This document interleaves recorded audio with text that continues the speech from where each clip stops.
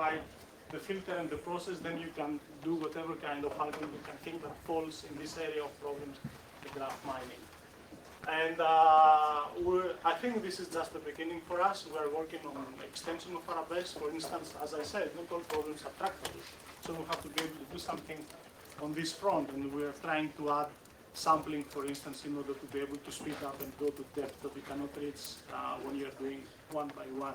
And again, we want to put this in the system. So you don't have to care about this. The system will be able to do this and provide statistical guarantees that the outcome is not some just noise. And with this, I conclude. Thanks a lot for your attention. And let me know questions.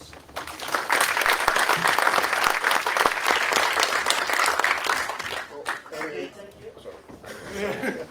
Questions? So, thank you. About the number of the workers. The number of the workers. Yes. How do you decide? It's based on your cluster. If you have 32 machines, you can put it. First of all, it's the cluster and what's the Hadoop configuration. So the way we set up Hadoop, because we only use it for Arabesque, is we have one worker per machine, and then this worker uses all the threads. So if you have a cluster of 10 machines, you put 10 workers. If you have a cluster of 64 machines, you put 64. So about your architecture, somewhere you told about the load balancing, but you didn't show us what is the role of the load balancing. So the way we do it is like we try to spread the embeddings uniform across all workers and all threads. That's how we try to achieve load balancing, okay? By just splitting everything randomly. And we don't have a different way, and we assume it will work. If it doesn't work, then we have to implement something else. But so far, we saw that it actually does work. We didn't have this work. Okay. About discarding the identical embeddings, you use some ordering for that, but wouldn't it be possible to discard a valid embedding that's found earlier by a worker than the other one? So the thing is, can you repeat the question for the recording?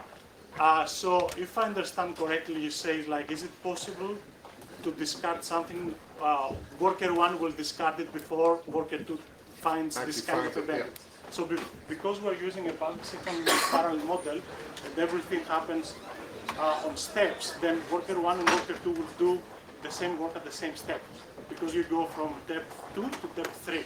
So yes, like it will be on this step. It might be some seconds before or after. It doesn't really matter. Okay. Only one value will be processed. Okay, thank you.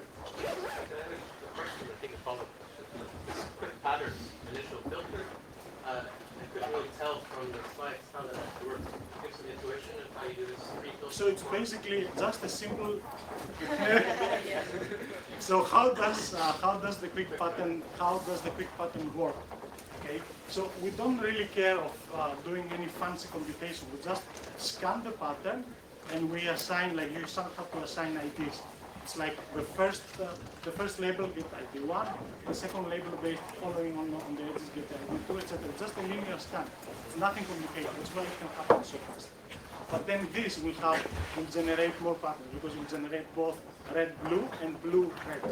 And then you have to decide that only one of them is the order in which they appear in the array. In the order they will appear in every embedding. So you have, let's say, 3 embeddings, that 2 of them have red-blue and one has blue-red. We're going to have, and then we're using the two isomorphism conversion in order to find the canonical pattern. So in FSM, you have 2 different settings. So you talked about single class setting, but there's also the transactional setting where you want to find common subclass. Can you repeat, because now I've been feeling. Okay, so in frequent subgraph finding, there are two disciplines: finding frequent subgraph in a single graph, which you described, and yes, finding frequent subgraph in a collection of graphs. Yes. Is it possible to apply Arabesque? So the question is that FSM can be applied on a single graph and on multiple graphs. So the thing is that for multiple graphs, it's a little bit different, the problem. Yeah. But I think we can. Actually, I'm not sure if we can do it or not. Probably we can do it.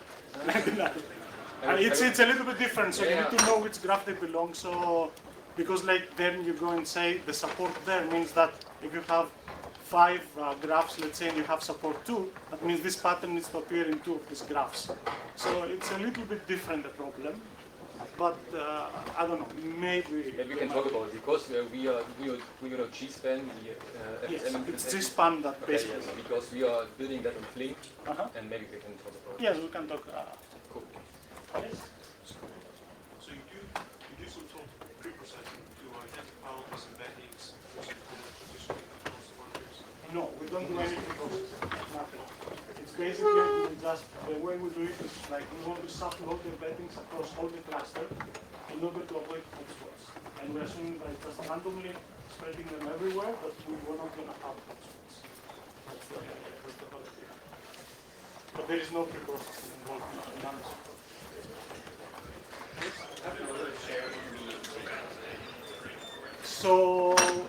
So basically, this ODAC structure that it's compute, then it gets aggregated, okay, hierarchically in order for performance, and then it's broadcasted to all the machines. But this is just a limitation of the current implementation we're doing. We don't like it. So this involved a lot of things to do, a lot of components in order to build. So it's like for this first incarnation, we assume that the graph fits in one machine. So all the workers load the same graph, and the ODACs are broadcast. None of them needs to be there. We just did it for convenience. We just need to think a little different role. Have you got any use outside of the university in this project? Like So if you, implementation? so the question is if you have applications for people using this right now, you mean? Like just examples? The only one that I know is myself, but we're using it for sports analytics, for football data. That's the whole reason of giving presentation and try to convince people that it's a cool system to use. Right. So basically what we're doing is doing trajectory sublinks for football players. And yeah, we'll have this kind of some issues we need to fix them. Any more questions? I have another question.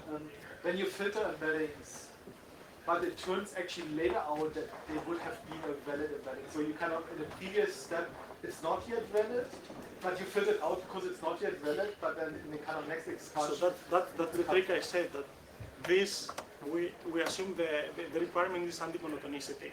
So that this cannot be used. So the filtering has this kind of property of the anti-monotonicity. That's why if you count frequency, you basically have to use, let's say, to completely explain, but you cannot just say, oh, I found 6 embeddings, so that would be the 6th number. You have to do something else. It's called the minimum support image. And there are a number of ways of doing this kind of frequency counting in the literature. We just use one of them. But you need to have this property, because if this breaks, then we can provide no guarantee of correctness, etc. While now we provide everything is going to be correct. Yes? Are you planning to develop this further and maybe like contribute it to another project? Or like, because how I see people most probably would like to use it as with some kind of like Python notebook or something that where they don't have to write the program and do quick exploration. So the question is if we plan to further develop it and make it more user-friendly, maybe put it inside the Python book, etc. Yes, but in a sense like this, as Max Armstrong said before in the previous presentation, this is a research open source project, okay? So if I'm deciding to spend my time, I will put it 80% to go for, like, for instance, how we can do search on top of Arabesque, or how we're going to do sampling, and then put 20% how to make it more easy for users to use it. I mean, I think it's pretty easy to use, but of course it's not on the level of Python, etc. It's not out of the question, but right now, honestly, it's not that someone is working on it. Any more questions? Did you also apply to kind of property-based graphs so that you kind of transform properties into labels? Yes. So we haven't released the code yet. We were thinking of how to do it because it's not that we are, for instance, load RDF graphs. Because we need to convert into property graphs. But that's why we support now labels and edges, and that's why we can have multiple edges between 2 vertices in order to exactly support property graphs. You actually support multiple labels per vertex or just Yes. one? So between vertex 1 and 2 can be multiple in order to have the different labels. Any other questions? Otherwise, Okay, thanks a lot.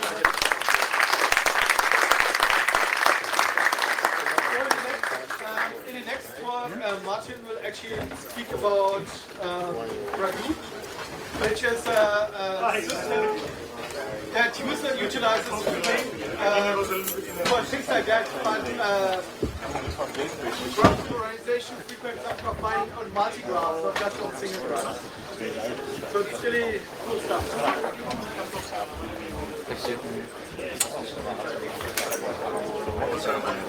Ja, ik kon er niks mee.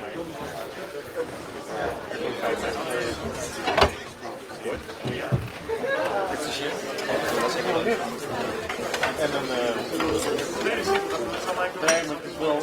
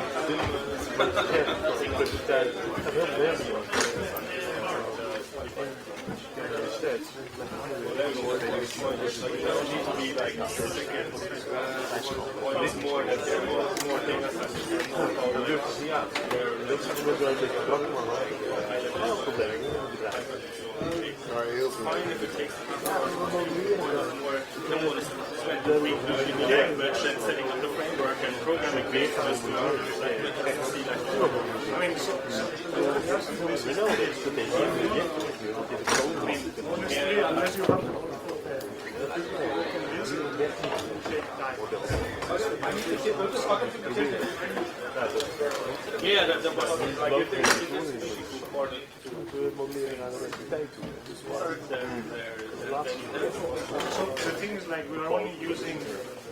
So if you ask me how to compute, like the vertices are not vertices. Our graph is we store the graph in the vertices the so you just have vertices that it's one for every percent and they just do their own thing. You could have also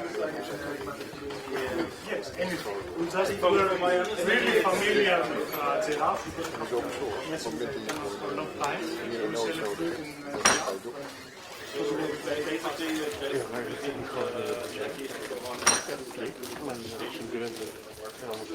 yeah, but it's like we are using it through Zero, but still the internet you need to configure it.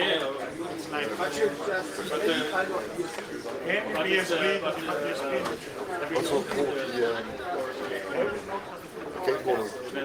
But again, it's not a limitation of the implementation. You can do it without. It was much simpler when we started. Okay, let's all of them, because the problem is not the size of the graph. In the middle state. Generation.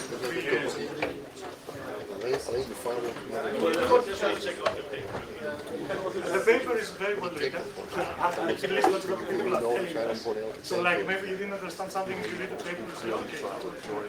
Ik heb geen idee wat er is, maar kan je ook geen aandacht hebben? Nee. Elektrificatie.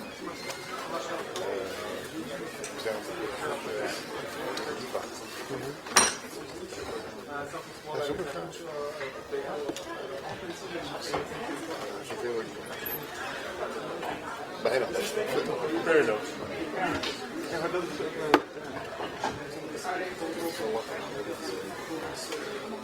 is alleen ik heb afgelopen 3 jaar wel naar Radoop gekeken. En eigenlijk zelfs op soort kritisch hou ik er ook van. Dit is als ik denk erover na. Kijk anders. Het idee anders. Toekomst.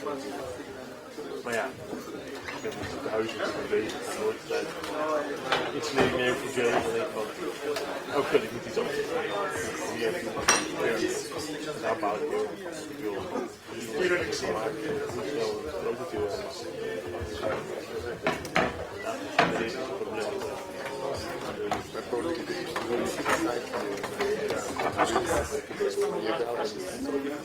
naast ons klaar zit, dan doe je met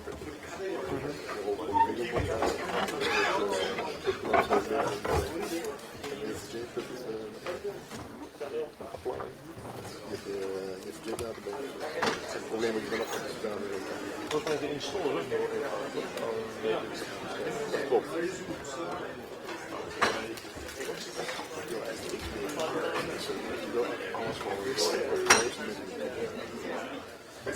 Ja, voor demo. Wat? ja, op mijn laptop doe ik het niet zo. Ik ga steeds meer richting benen. Ja, zeker. Moet je ook proberen om te zien wat ook.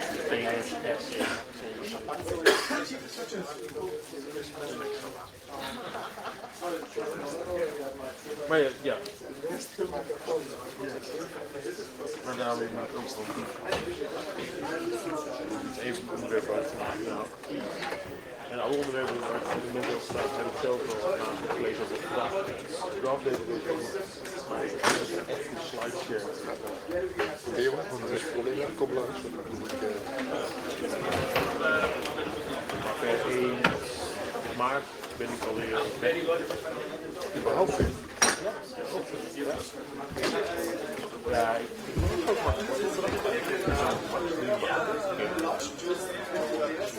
Ik wil gewoon ingehuurd worden voor een probleem dat ik het probleem oplossen met iedereen beleid. Wanneer je er bent, moet je er al uit zitten. Dat is wel lastig. Maar dan even qua... ja, dan komt hij van buiten. Kom maar niet bureau en even.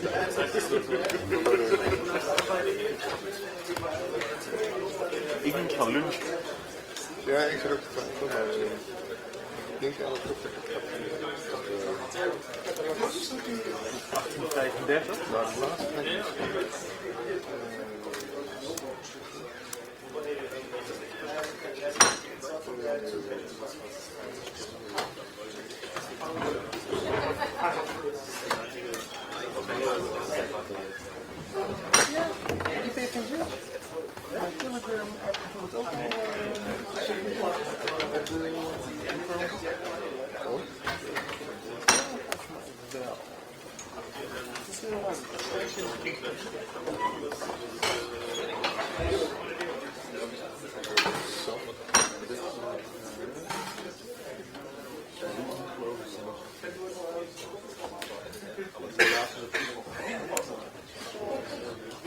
Ja, dan heb je iets in vandaag aan dit twee.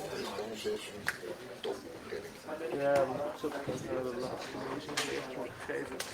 En die gaat over alle onderzoek over open source. 1890 is dat. Die is groot.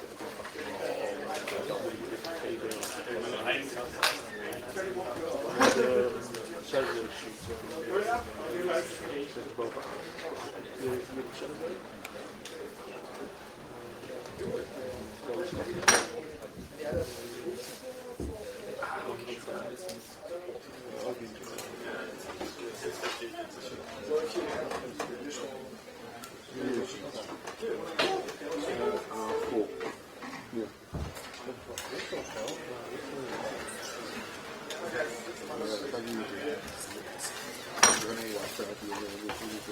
Okay, welcome back everyone.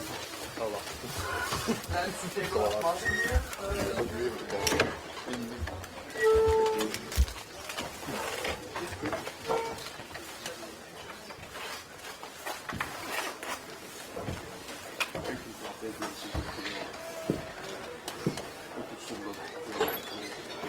So we probably see some more people coming in, so let's wait for a second until you want? Oh, I should.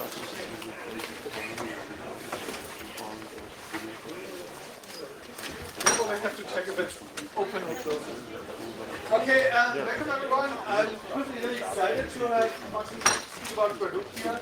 I saw the presentation before, or a very presentation before, and I especially like kind of the extension of the company graph model. We have kind of the subgraph concept, and then all these kind of multi-graph operations that you can do, like FSM on multi-graphs and so on. And so, welcome Martin, and I'm looking forward to your talk.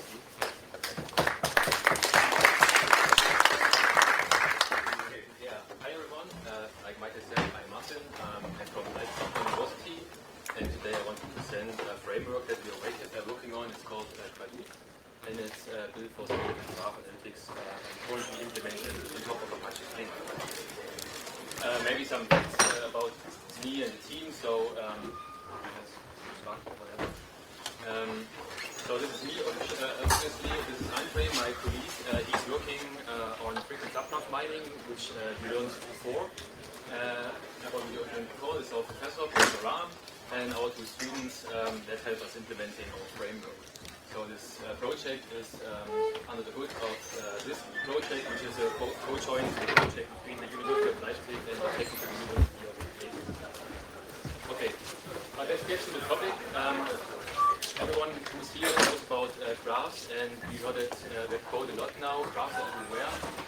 In the basic structure, it's just vertices and edges, and you can express a lot of information using that simple data structure. For example, you can model a Twitter-like social network where you have users denoted by the blue vertices, for example, Alice, Bob, and me, and fellowship relationships between them. So, like directed matches with a label follow. You can, of course, model another network, for example, a social network like Facebook, where the connections are friendships now, and you still have the users. And what you can often see in those real-world graphs is that they are heterogeneous, which means that you have not only one kind of vertex or one kind of edge, you have multiple vertex types or edge types. Like, for example, now we have persons, still blue, and we have bands, for example, AC/DC or Metallica. And you have different kind of relationships, like friendship still, and like relations. So what you can do now on those graphs is analyze them. So we heard that a lot now. We can do something like connected components, or in that case, community detection, which any kind of algorithm, for example, data propagation. So what we find here is an AC/DC community and Metallica community, and someone who is in both communities. Or you can compute the page rank. This is actually correct. Where you can find out how important nodes are inside your network. So this means AC/DC seems to be more important in that case than Metallica. I don't think. But okay. But often those graphs are not only analyzed with applying one single algorithm. It's more than you want to combine multiple algorithms to analyze your graph. So it's not only give me the page rank or give me components, but you mostly want to do more with that or with the result of your algorithm. So for example, let's assume we have this social network here, we have another vertex type, whatever, and group, I don't know. And you are maybe just interested in a specific subgraph of that social network. So you need to determine a subgraph containing only the vertices and edges you're interested in. So let's say persons and bands in that case. Okay, then you want to find communities inside this graph because you want to.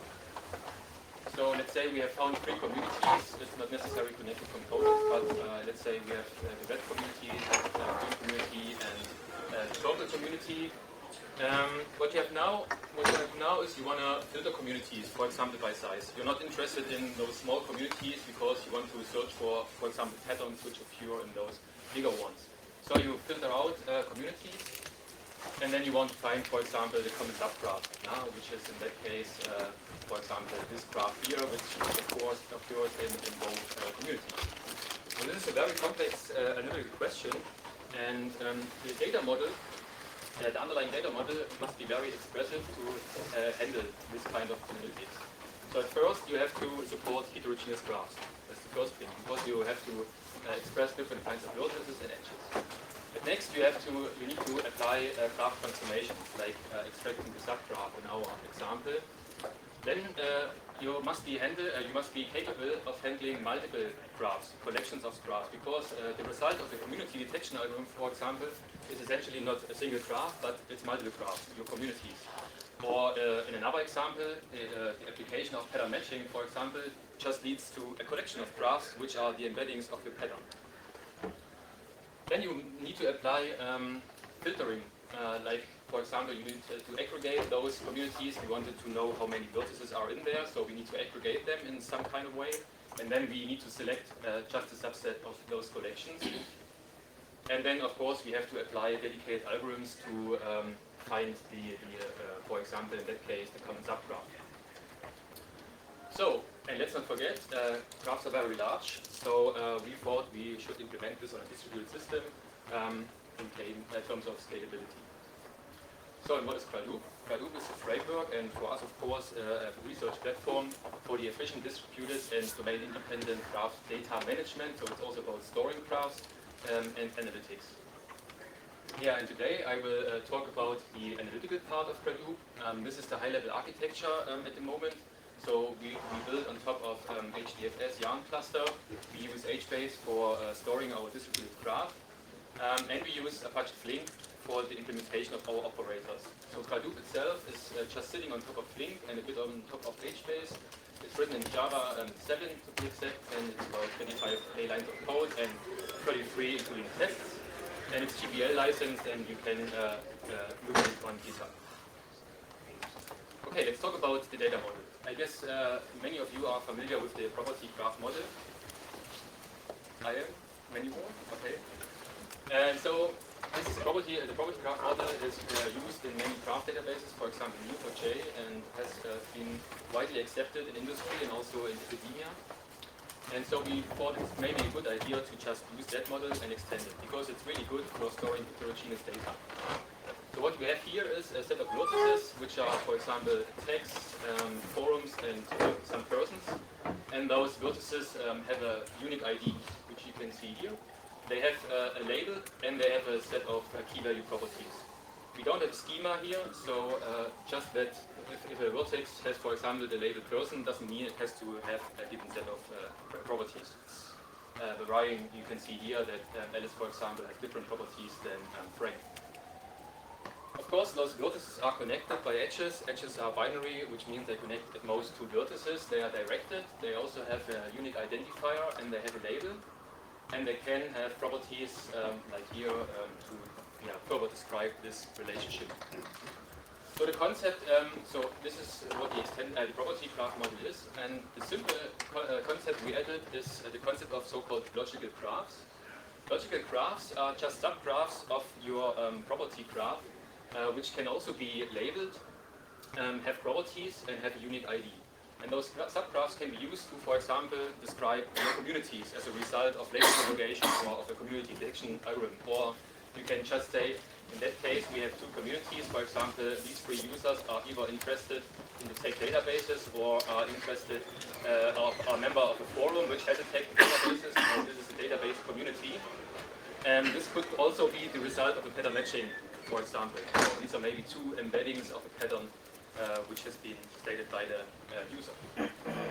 We call them logical graph because they are just a layer above the graph, and they don't store redundant vertices, they just share vertices, which you can see perfectly here. So those graphs can also overlap. Like, for example, Alice is now in two logical graphs, that one with ID 2 and that one with ID 0. And as logical graphs are part of the data model, we can also apply operations or operators on logical graphs and on collections of logical graphs. So those is an overview of our operators. Let me introduce the table first. So we have four categories. We have unary operators, which are applied, for example, on a single logical graph, like one graph. We have unary operators that are applied on a graph collection. A graph collection is just a tuple of graphs, which means they are ordered, and logical graphs can be contained multiple times inside the graph collection. And we have binary operators, which take, like the name says, two logical graphs or use the graph collections as input. And we also have a set of algorithms, which I will talk about later. So for example, we have binary logical graph operators. Those are very simple from the conceptual point of view. You just have something like combination. You have two logical graphs, then you want to combine them, and you have a new logical graph containing all vertices and edges from both input graphs. Same goes with overlap. You want to just have those vertices and edges which are contained in both graphs. Exclusion is intersection, and which is a very nice operator in the system is equality. So you can compare two graphs. You can say if they are equal or not. We have two implementations of equality. One that really works on the identifiers, so if it's really the same objects inside two graphs. And we have an implementation that works with canonical labeling, which means we compare two graphs based on the attributes of the vertices and edges contained in that graph, which is very interesting operator. Let me show you an example. What I have here is just I call it pseudocode. I will show you later some real code implementation, but it's better readable. So what we do here is we have our DB, which is our database graph, so the whole system, and we select the logical graph with ID 0 using just G, and this is the collection and the ID. And we say, okay, take that graph, combine it with graph ID 1, and combine that result with graph ID 2. Which means the result would be a single new logical graph. You see that here, that it has a new ID containing all vertices and edges that are in the input graphs. Okay, it's really simple. More interesting operators are in the second category, the unary logical graph operators. So we have things here like aggregation. Aggregation can be used to compute an aggregate value on your graph and store the result of your aggregate as a new property at the graph, of the graph. Which means you can, for example, count the vertices and store the result of that count as a new property on your logical graph. Pattern matching, subgraph isomorphism, as anyone knows. Transformation, this is an in-place transformation, which means you cannot change the structure of a graph, but you can change the properties and labels at the graph, at the vertices or at the edges. Grouping, I will show you an example how this works. And subgraph to determine subgraphs contained in your logical graph, which result also in a new graph. We support vertex-induced, edge-induced subgraphs, and of course normal subgraphs. Okay, let me give you an example for grouping. Grouping is a very interesting operator, and it's quite familiar. Or if you're familiar with SQL grouping, then this should be easy to understand. What we do here is the user just says, okay, we have some grouping keys. In our case, for the vertices, we have the label is a grouping key, and the property key city is a grouping key. And for the edges, it's just the label. So what we want to do here is we want to group our graph based on the values which are associated with those property keys. What we also can declare are aggregate functions which are applied on the group vertex, which is called supervertex, and the set of vertices this supervertex represents, and the same goes for edges. In our case, we just want to add a new property to the supervertex, which is the number of vertices represented by that supervertex. Same goes for edges. So in line 6, we call this using group by and giving the before the defined parameters to the function. The result would be here, we have users from different cities, Leipzig, Dresden, and Berlin. And the result would be a graph containing 3 vertices, each vertex representing a single city, and an aggregate value, in that case, the number of users which in that case live in the city. For example, 2 users, Alice and Bob from Leipzig, 3 users from Dresden, 1 user from Berlin. And we also group the edges between the members of those super vertices. So there are two relations between users which live in the same city, in that case Leipzig, or for example we have three node relations from users from Dresden to Leipzig. This is a very simple example, but this operator can be used for many different things. For example, if you integrate a graph from a system and you don't know anything about the data which is stored in that graph, you just do a grouping on the labels, and what you get essentially is the schema of that graph, which is quite interesting and can be used for other graph algorithms. Okay, so what you also saw here is that we used combine as the first call, and then use the do by operator on the result of the combine, which just shows you that you can compose multiple operators into an analytical program. What we do now is we just say we want to also know how many edges are contained in our summarized in our graph, or also called summarized graph, using an aggregate function, which is in our case just a function which takes the graph's input and returns the number of edges in that graph, and stores the result of that function as a new property edge count on the resulting graph. Which means after that call, the graph would look like this. Okay, this can of course be used for filtering a set of collection of logical graphs.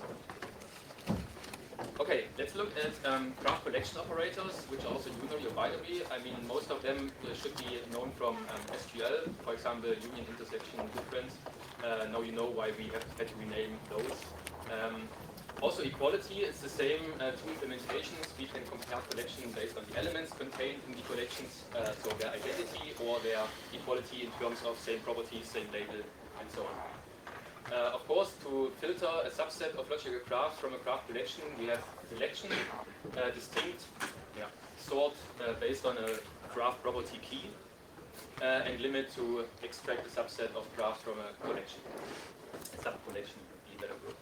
So for example, selection, what we do here is we have our graph collection containing three logical graphs, 0, 1, and 2, so these three graphs. And we say select and give them a predicate function which just says, okay, evaluate true if the vertex count property has a value which is greater than 3. And the result in that case would be one collection containing one logical graph, in that case the one with ID 2.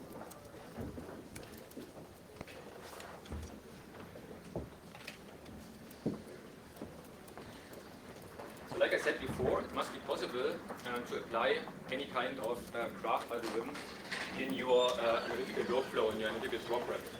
For that, we have the so-called auxiliary operators. I don't know why this is left out here. It's called core, for example. With core, you can apply an external algorithm on a logical graph or on a graph collection. For example, we can apply algorithms which are available in the Jelly library, which is a graph processing library on Apache Flink, and apply those algorithms, and the result would be, for example, logical graph or graph collection, depending on the algorithm. Frequent subgraphs, you learned about that in the previous talk. So we also are working on an implementation of frequent subgraphs on graph collections, which means you get a collection as input, and you want to get those graphs that contain at least that have a support of 3, which means they must contain a pattern. Sorry, I'm a bit confused. Again, so the input is a collection, and you want to get those graphs from that collection that have a support of a given number, and the support just says that there must be a pattern which occurs exactly support times in that graph. Okay. Another auxiliary operator is apply. With apply, you can use apply to apply a unary graph operator on a graph collection. So, for example, you want to do an aggregation for each graph contained in a graph collection. Reduce is used to apply a binary operator on a graph collection. For example, if you want to combine all graphs in a graph collection, then you use reduce in combination with combination. Okay, let's talk about Apache Flink. Does anyone know Apache Flink? Yeah, Spark. Okay, so then even the Spark guys should be familiar with that. So, but I will give you a short introduction. So Apache Flink is essentially